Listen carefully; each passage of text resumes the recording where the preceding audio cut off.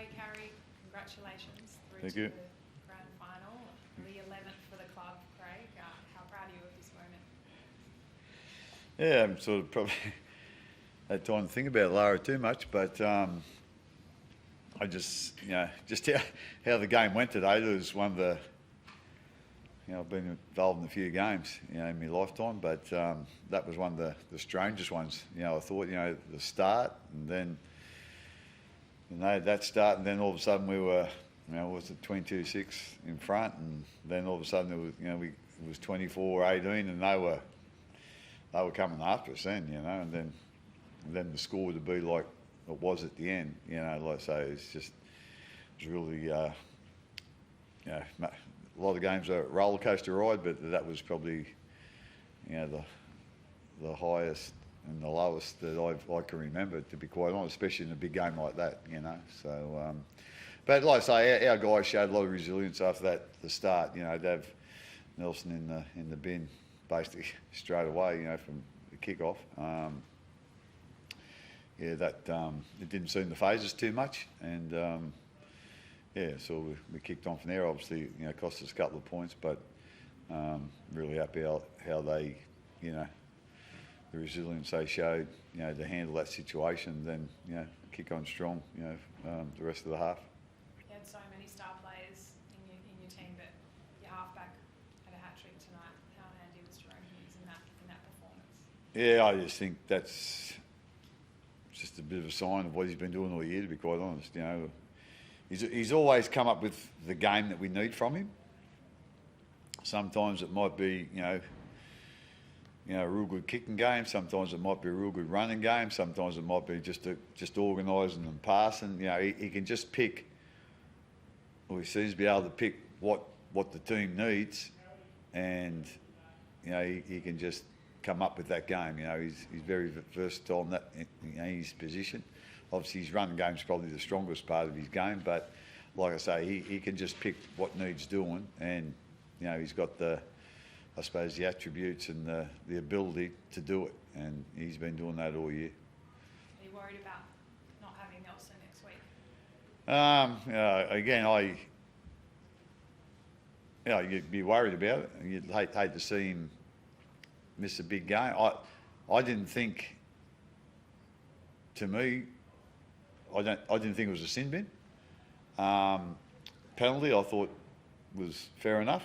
But that's just me. I just, I think I've seen it once, and then I've seen it live, and then I've seen one replay, and that was my sort of impression. But at the end of the day, that's I keep going on about the controllable, so I can't control that. But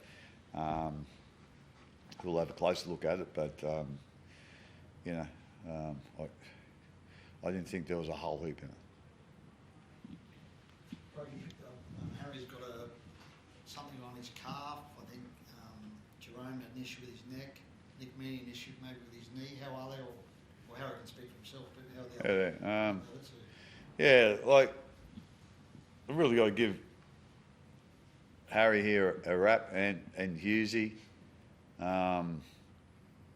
They were struggling at half time, and we had a decent lead at half time, but it was way too early to pack the tent up and think we're home. So I just sort of said to him, if you can go out and play another 15-20 minutes and see how it goes, and we might replace you. But then we had, then Nick got hurt, and then we weren't quite sure how bad he was, and it just seemed to take ages to decide whether he was going to come off or not. So for these two guys to basically play out the game, I think he's come off in the last 5. Just goes to show, not only, we all know what good players they are, talented players they are, but they're tough bastards, and to be able to play out the second half like they did today was, it just goes to show that they've got a great care for what the team needs, and they're willing to put themselves on the line for that. So, answer your question, I'm not quite sure how bad everyone is. We'll get the medics to have a look after this, and then we'll see where we're at. Craig,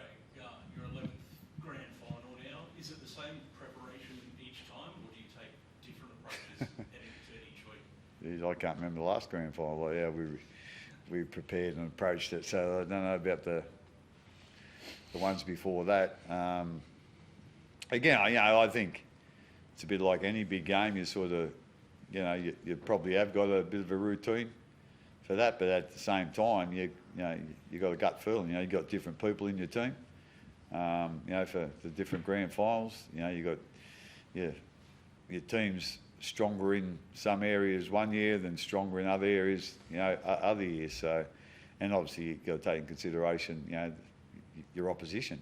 So, our first job is to see who we think's going to be available, and get the injury report on these guys, and then go from there. Obviously, 2020 was quite different. You're up on the Sunshine Coast in a COVID bubble. Will it be a bit smoother, do you think, being at home, being in the comfort of your own environment? To be quite honest, that was probably one of the smoothest I think we've ever had, because we were all there together. Every time we had breakfast, we were there together. Every time we had lunch, we were there together. Every time we had dinner, we were there together. So we were just together. So to me, that made it easier, to, I suppose, sync, for the semi-final month, and then certainly the grand final. So I reckon that was one of the probably easier preparations, because everyone was together, the whole time. So but like I say, we'll handle it what we think's the best way to handle it, and we'll have a bit of a plan, the next half hour or so about what our schedule for the week, and then we'll put a bit of meat around the bones then. Harry, how happened out there? What did you feel? What's happened to your leg? I just I got a little knock in my calf, and then sort of was a bit tight, so it was just more of a precautionary awareness to the physios, and then just got a little bit of treatment on it and go again. But yeah, I think we got a longer turnaround, so just be smart with how I manage it tonight and over the next couple of days. But yeah, it'll be good. Craig, described the game as a roller coaster. Is that how it felt for you guys out there? Like, after the first, few minutes or whatever, that had those penalties against you, the sin bin, you couldn't really have had a worse start, I guess. Yeah, I think we've faced a lot as a group throughout the pre-season, throughout the season, and got to give our whole squad a lot of credit in that area. We just get on with things. That's been a real strength of ours this season. Pre-season carried into the season. We've won plenty of games from all different positions, and tonight was no different. I think you can't take away from the Roosters and the players they have, the attacking threats that they have, and obviously the start wasn't ideal, but I felt like we were very good at getting ourselves back in the game. We learned a lot of lessons throughout the year as well with that, and then obviously the start of the second half, that's not how we wanted to start, but you got to take it. In the Roosters team style of play, changed a few things, and we probably missed a few things there, individually and collectively as a team, and then they were back in striking range. But I think, like I said, we did a really good job to wrestle things back and get back on with the style of footy that we wanted to play, and it rewarded us in the end. You obviously don't know who you're playing yet, but can you give us an idea on, obviously the Cronulla or Penrith, can you give us an idea on those two teams and what sort of challenge they'll present next week? Well, it's hard. I think it's going to be enjoyable for us to put our feet up, watch that game tomorrow night, knowing we're there next week. That's what you set out to do as a team at the start of the year. You want to be in the grand final, and ultimately you want to win one. So that's probably something that we can enjoy. But yeah, I think it goes to show Penrith are such a class side, won the last 3 premierships, and they're very disciplined with the way they play. And I think Cronulla are sort of in the middle of Penrith and the Roosters, the style of play that they play. They got a big big forward pack, big outside backs, and I think it's going to be a really physical and aggressive match tomorrow night. So, answer your question, I'll just put the feet up and enjoy watching it. Harry, did the calf actually debilitate you at all during the game, or mess with how you played, or did you just go through it? No, it didn't phase. I think I'm really comfortable with our performance staff, our physios, and really respect their sort of views or opinions. And there was no incident or great awareness, so they were happy for me to roll on. And it's this time of the year, it's what you got to do. So.